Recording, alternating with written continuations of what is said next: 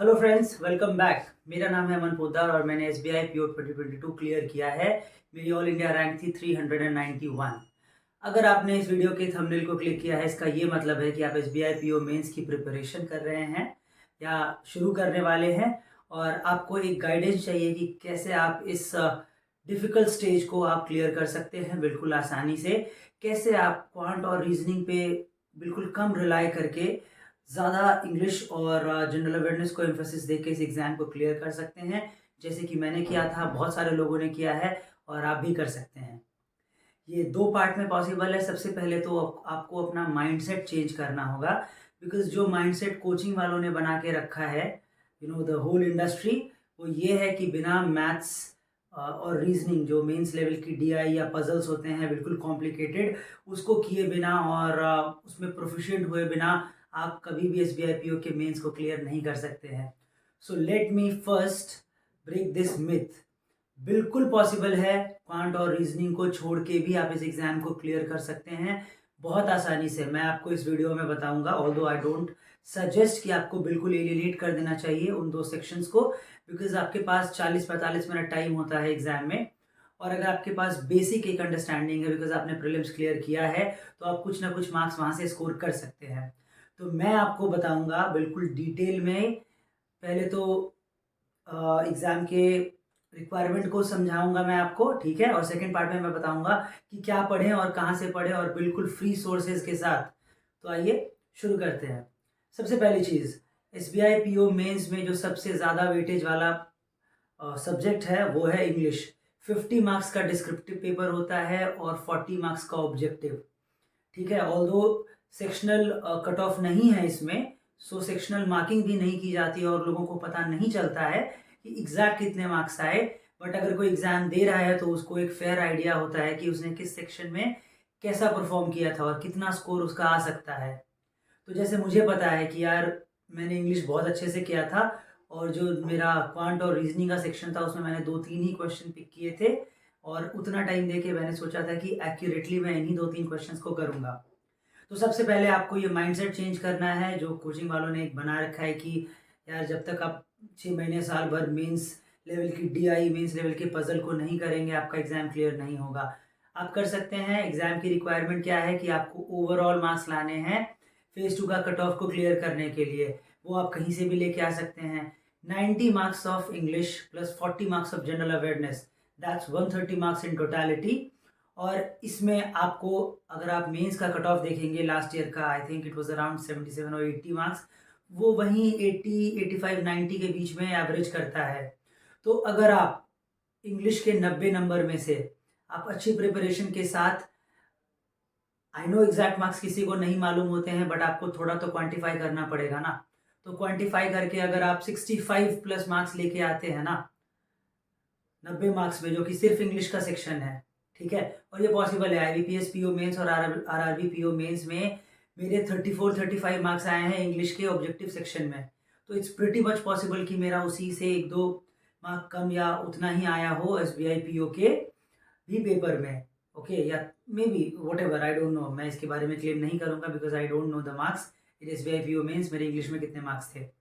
सो अगर आप 90 मार्क्स में 65 मार्क्स ले आते हैं और जनरल अवेयरनेस की जो मैं स्ट्रैटेजी बताऊंगा उससे आपके 25 नंबर आएंगे बड़े आराम से।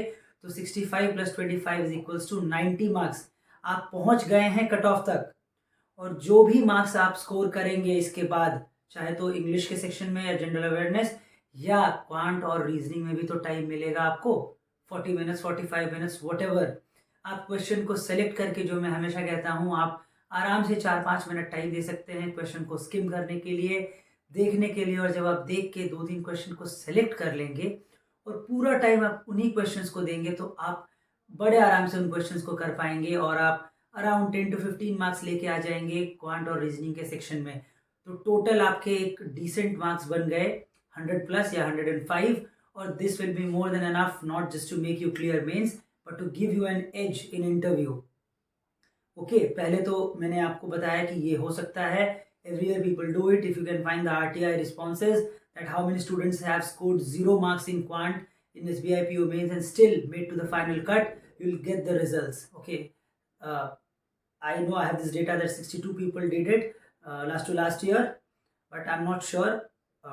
Okay, so please find this out, and also I'll find out and I'll share if I get the data. Okay, अब अगला पार्ट क्या करें और कैसे करें, कहाँ से करें। सबसे पहले मैं आपको बताता हूँ जनरल अवेयरनेस। जनरल अवेयरनेस में आपको बस एक मंथली मैगजीन लेना है लास्ट 3 to 4 मंथ्स का, और उसको अच्छे से पढ़ जाना है। मैं जो मैगजीन सजेस्ट करता हूँ वो ये है बीपीडिया। आप इसको फ्री में डाउनलोड कर सकते हैं आई एग्जाम बी की वेबसाइट से। मैं वेबसाइट का लिंक दे दूंगा डिस्क्रिप्शन बॉक्स में, आप वहाँ से इसको फॉलो कर सकते हैं। और आप जैसे कि देख सकते हैं बीपीडिया में ये जो मैंने सेक्शन येलो से मार्क किया है, आपको इतना ही पढ़ना है, बिकॉज आजकल डेट्स, ओबिचुरीज, बुक्स या डिफेंस ऐसे क्वेश्चन बहुत कम आते हैं, even in PO level exams. आप आरबीआई, सेबी, नाबार्ड इन सब की बात को छोड़ दीजिए, मैं बात कर रहा हूँ आईबीपीएस पीओ, मैं बात कर रहा हूँ एसबीआई पीओ के एग्जाम की। इसमें भी ऐसे क्वेश्चन, सब जेनरिक क्वेश्चन देखने को बहुत कम मिलते हैं। So if you could only study the portion that was highlighted in that yellow box, और आप 2 बार रिवाइज कर लेते हैं उसको गिवन नेक्स्ट 15, 20, 25 डेज, जितना भी टाइम आपके पास बचा है, तो you will be more than able to score more than 25 marks out of 40 marks in general awareness. ठीक है, अगर आपको एक डिटेल स्ट्रैटेजी चाहिए कि कैसे पढ़ना है, कैसे रिटेन करना है, कौन सा डेटा को कैसे याद रखना है, और बैंकिंग, फाइनेंस और इकोनॉमी में भी क्या इंपॉर्टेंट पार्ट है, तो आप मुझे कमेंट में बताइए, मैं एक वीडियो लेके आऊँगा। The second thing you can do for general awareness is to follow be a banker series. ये सीरीज मैंने स्टार्ट किया था specifically bank PO mains exam और इंटरव्यू को टारगेट करने के लिए, सो दैट बच्चों को जो भी मुश्किल कॉन्सेप्ट्स होते हैं मैं बहुत आसानी से समझा दूं और आपका एक बेस तैयार हो जाए। और आपको जो भी क्वेश्चंस अगर ऐसे मिले, स्टैटिक क्वेश्चंस आपके मेंस के एग्जाम में या फिर इंटरव्यू में, जिस भी टॉपिक पे डिस्कशन हो बैंकिंग, इकोनॉमी या फाइनेंस के बारे में, आप उसको आराम से टैकल कर पाएँ। So please follow this playlist, और भी वीडियोज़ मैं इसमें डालूंगा अभी। Okay, so this was general awareness. I like to keep things very simple. मैंने बहुत सिंपली बोला कि ये एक डॉक्यूमेंट है, मैगजीन है मंथली, आप 3 महीने के लिए या 4 महीने के लिए कीजिए। ये इतने सेक्शन से आप इनको कीजिए, बट हाँ थरली कीजिए, 2 बार रिवाइज भी कीजिए। Now coming on to English. English में आपको 3 चीज़ें करनी है। लोग पूछते हैं कि कैसे करें इंग्लिश को, क्योंकि इंग्लिश जो आता है ऑब्जेक्टिव एसबीआई पीओ मेंस के एग्जाम में, दैट इज़ वेरी लेंदी। आपको बहुत सारी चीज़ें पढ़नी होती है और उनसे चीज़ों को एक्सट्रैक्ट करना होता है, याद रखना होता है। So your reading skill should be very good. You should be proficient in reading and skimming out things from the passage. So इसके लिए आप क्या कर सकते हैं, वेरी सिंपल, बहुत ही सिंपल तरीका। ये आप देखिए, ये है स्क्रीनशॉट मैंने दिखाया है, फ्री में एक्सेसिबल है फाइनेंशियल एक्सप्रेस का ई पेपर। आप हर रोज इसको फॉलो करके आप एडिटोरियल्स पढ़ सकते हैं और जो भी बैंकिंग, इकोनॉमी से रिलेटेड न्यूज़ है वो पढ़ सकते हैं। Guys, give half an hour to 45 minutes every day for reading, because पढ़ के ही आपकी स्पीड बढ़ेगी, और आप जब एक बार ही पढ़ेंगे तो चीज़ें आपको याद रहने लगेंगी। आपने फील किया होगा बहुत बार क्या होता है कि एक पैसेज को जब आप एक बार पढ़ लेते हैं और जब क्वेश्चंस को देखते हैं तो दोबारा से आपको रेफर करना पड़ता है पैसेज को, क्योंकि आप चीज़ें भूल जाते हैं, आप चीज़ों को याद नहीं रख पाते हैं एक बार में। That's lack of practice of reading. तो आप हर रोज़ 30 से 45 मिनट दीजिए न्यूज़पेपर पढ़ने के लिए। It's completely free. I won't suggest anything, you shouldn't get anything paid, because ये जो है ये सफिशिएंट है, मोर देन इनफ है।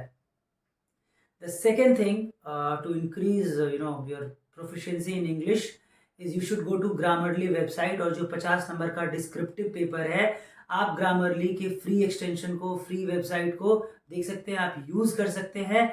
आप पैसेज लिख सकते हैं उसमें, आप ऐसे लिख सकते हैं 250-300 वर्ड का, और वो आपको बताएंगे what are your basic grammatical errors. आप इस साइड के आप कॉर्नर में देख सकते हैं। मैंने एक पैसेज अभी लिखा था आप लोगों के लिए, उसमें उन्होंने कैसे मुझे रेट किया है, ये मुझे मार्क्स मिला है, ये उन्होंने बताया है इट्स इंगेजिंग और नॉट, क्लैरिटी कैसी है, तो it will help you a lot. मैंने इसको यूज़ किया था आरबीआई ग्रेड बी का डिस्क्रिप्टिव सेक्शन की प्रिपरेशन के लिए। मैंने यहाँ से ही देखा था how can I make my answers better, and I got pretty decent score in RBI grade B descriptive paper last year में भी और इस साल में भी। I hope so. सो आप ग्रामरली यूज़ कर सकते हैं अपनी बेनिफिट के लिए। आप हर रोज़ एक पैसेज लिख सकते हैं। अब आपका अगला सवाल आएगा, पैसेज कैसे पता लगे, कौन सा पैसेज लिखना है ना? वो डेटा हम कहाँ से लाएं? हमें बताएगा एग्जैक्टली कौन, कि एक स्टैंडर्ड वे कैसा होता है लिखने का। Guys, you have another free thing that you can use, that is on your finger tips, that's chat GPT. You can see it here. मैंने चैट जीपीटी को एक प्रॉम्प्ट दिया कि राइट एन एसे, स्पेसिफाई किया कि 300 word में लिखिए, उसने एक ऐसे लिख के दिया।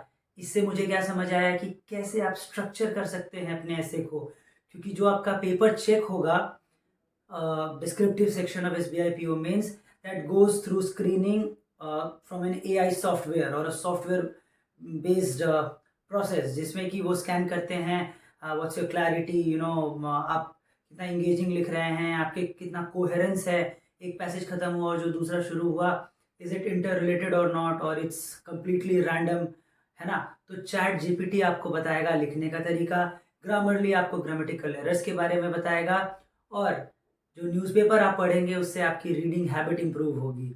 सो in very simple and very crisp manner I have told you what should be your mindset first and what should be your plan of action in general awareness and in English.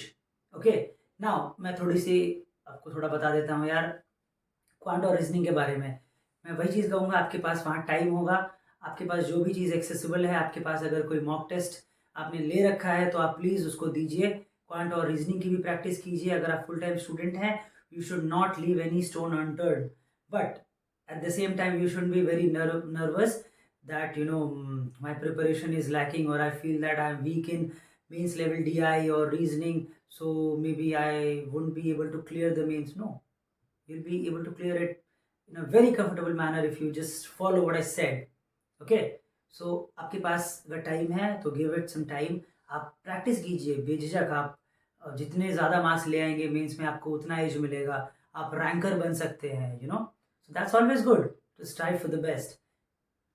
But अगर आप ना भी कर पाए तो I've got you covered with my strategy. और भी अगर आपको कुछ पूछना हो इसके बारे में, कुछ चीज़ डिटेल में जाननी हो, तो you can always comment and I'll make a video on it.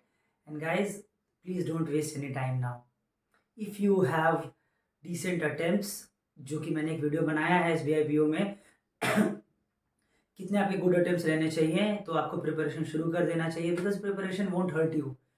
But if you won't prepare for the next 15-20 days or maybe a week or so when results come out, तो उतना time आपका waste जाएगा. जो बच्चे prepare करेंगे वो lead ले लेंगे. So again, I'm telling you guys, you can do it. You will do it. Just keep working hard and trust yourself. All the best.